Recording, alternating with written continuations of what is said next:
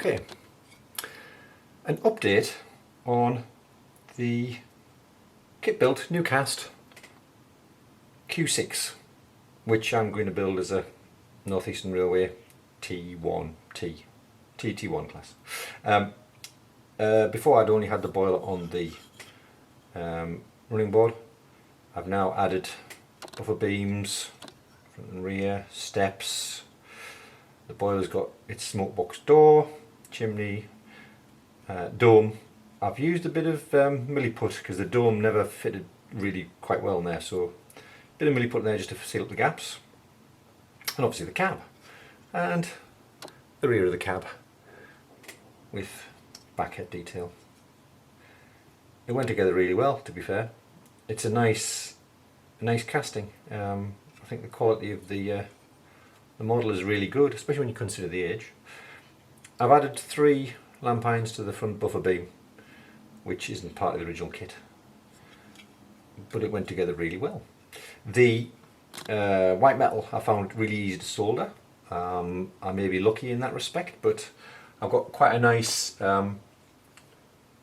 temperature controlled soldering iron. So it's even got 3 quick buttons on the front, which are set to 200, 300 and 400 degrees, and I find at 200 set on the soldering iron, the tip of the soldering iron is probably not at 200, probably something slightly less, but it seems to work really well soldering the white metal, and I don't get any problems with, well, touch wood, I haven't had any problems with actually melting the white metal itself, just the solder. I do use stick of low melt solder. I got it from Amazon. I think it's designed to melt at 70 or 80 degrees or something like that, but that seems to work really well in conjunction with some Car's yellow flux. Get that in shot would be good. So yes, I use that. It's all good. So the body in reality is about done. There's nothing else to be done to that. Oh, rails, handrails down the boiler, handrails around the cab. So I've got the handrails to do. Apart from that, it's them more or less there. So to go underneath that, we have a chassis. I must admit,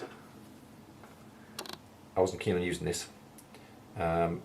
It's designed to take an XO3 motor, slots in there, and the diameter of the holes is suitable for sort of Hornby triangle diameter axles.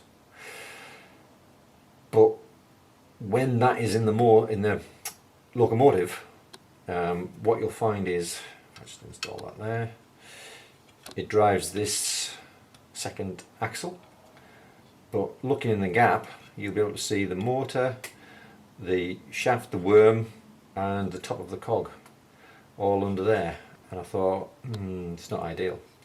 But also finding wheels and axles that suit that diameter of shaft wasn't the easiest thing in the world.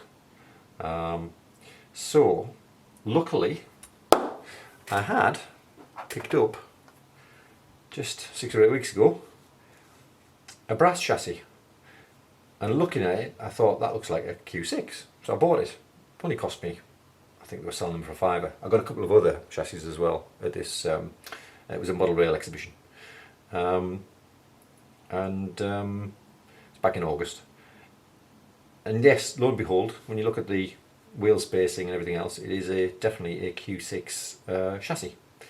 It was probably EM gauge, so it was too wide, but I chopped out the spaces, made my own spaces, narrowed it all down so that it's suitable for double O gauge, and with the motor driving the rearmost axle, when that is installed on in the locomotive, get that right, pop it in there. You can't actually, don't know if that'll show up in the camera, but you can't actually see the motor. It sits in the firebox in the back of the boiler, and we're just left with, well, at the moment wires, but I'll tidy those up. So yeah, I'm quite pleased with how that chassis came together. You've got phosphor bronze pickups on every single wheel. I've got the middle 4 wheels going to that little circuit board there, and I've basically araldited these 2 and these 2 at the front and the back wheels, so they're stuck to the chassis. But by aralditing them, it means I can really tweak these about a bit to make sure that they touch the wheels without them coming off. If you just glue them on, they'll ping off. And I've had this chassis running. Stick the body on, stick it on my test track, which is just a loop of 2nd radius set track, normal analog controller, and off she went. Seems to run pretty well. The odd stutter as it goes around corners, so the pickups probably need a bit of bedding in. I haven't run it in, so that's probably to do at some point. And the next thing I'm moving on to in terms of that is the cylinders.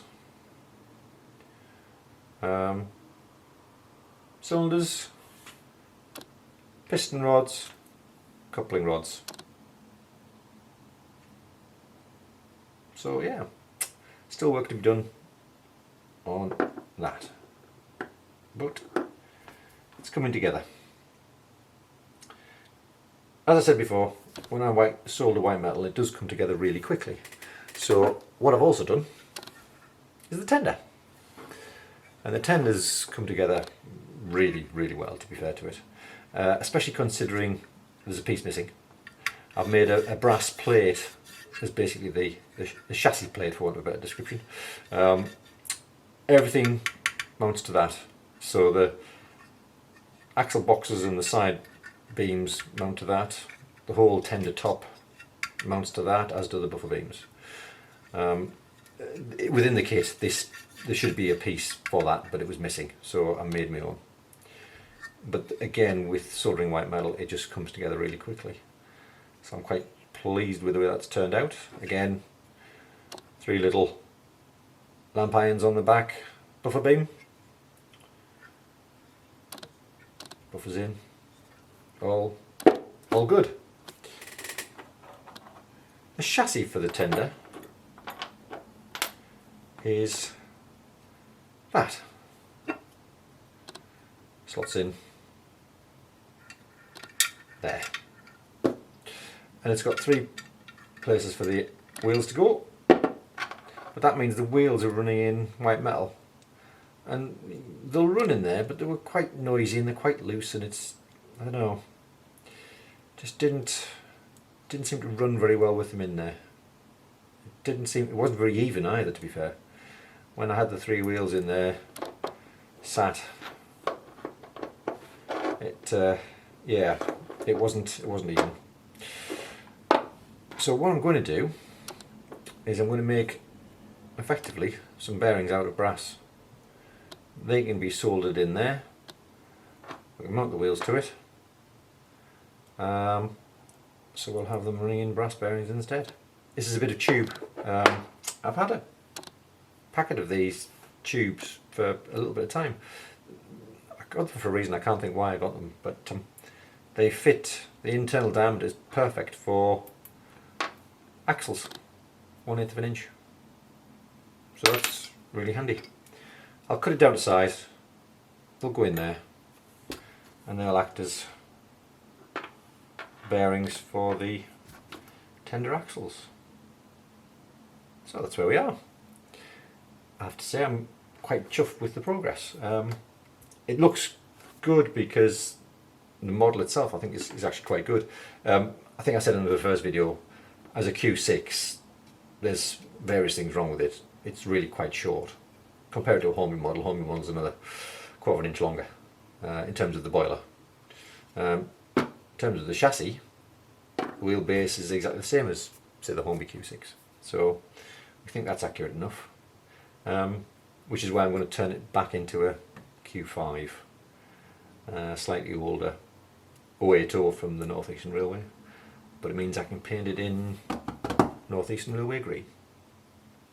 So, little update, hope you enjoyed it, and we'll keep progressing, hopefully. Touch wood. Thank you very much for your time. Hope you enjoy the video.